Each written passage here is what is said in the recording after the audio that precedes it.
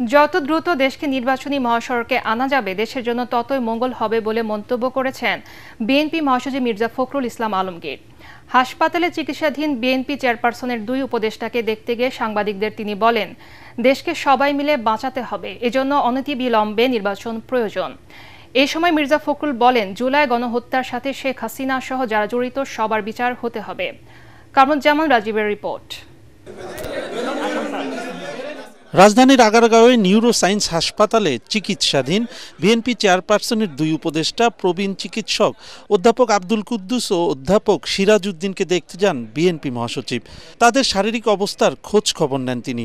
পরে সাংবাদিকদের সঙ্গে কথা বলতে গিয়ে মির্জা ফখরুল বলেন, দেশকে সঠিক পথে ফিরিয়ে আনতে জনগণের ভোটে নির্বাচিত সরকারের কোনো বিকল্প নেই। নানা দাবি তুলে যারা নির্বাচনকে বাধাগ্রস্ত করতে চাইছে তাদের উদ্দেশ্যে তিনি বলেন, মানুষকে ভোট বঞ্চিত রাখার আর কোনো সুযোগ নেই। দেশটাকে সকলকে মিলে বাঁচাতে হবে এবং আপনার প্রত্যেকটি রাজনৈতিক দলের দায়িত্ব হচ্ছে যে দেশকে সঠিক ট্র্যাকে ওঠানো এবং যত দ্রুত আপনার সেটা ওঠানো যাবে ততই মঙ্গল।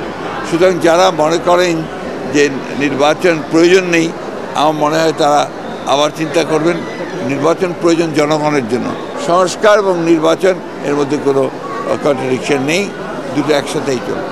এসি কেনার কথা ভাবছেন? ভিশন দিচ্ছে যে কোনো এসিতে 15% নিশ্চিত ছাড়। এছাড়াও থাকছে মানি ব্যাক গ্যারান্টি নিশ্চয়তা। এ সময় তিনি অভিযোগ করেন, আওয়ামী ফ্যাসিবাদী শাসনের সবচেয়ে বড় শিকার বিএনপি।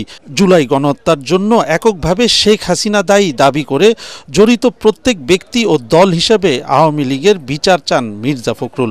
শেখ হাসিনা তিনি এককভাবে, আমি মনে করি, responsible for the killing of thousands of people. সুতরাং তার বিচার ইতিমধ্যে শুরু হয়েছে। আমরা আশাবাদী তিনি এবং তার সঙ্গে যারা এই হত্যাকাণ্ডের সঙ্গে, গণহত্যার সঙ্গে এবং এই ফ্যাসিস্ট আক্রমণের সঙ্গে জড়িত দলগত হিসাবে তাহলে অবশ্যই তাদেরও বিচার হওয়া উচিত বলে আমি মনে করি। পরে তিনি রাজধানীর একটি বেসরকারি হাসপাতালে চিকিৎসাধীন বরেণ্য লালন সঙ্গীত শিল্পী ফরিদা পারভিনকে দেখতে যান। গুনিয়ে এই শিল্পীর সর্বোচ্চ চিকিৎসা নিশ্চিতে প্রধান উপদেষ্টার হস্তক্ষেপ চান বিএনপি মহাসচিব। আমি আহ্বান জানাবো যে বোর্ড করে তাকে সর্বোচ্চ চিকিৎসা বিদেশে দরকার হলে দেওয়ার ব্যবস্থা করতে হবে।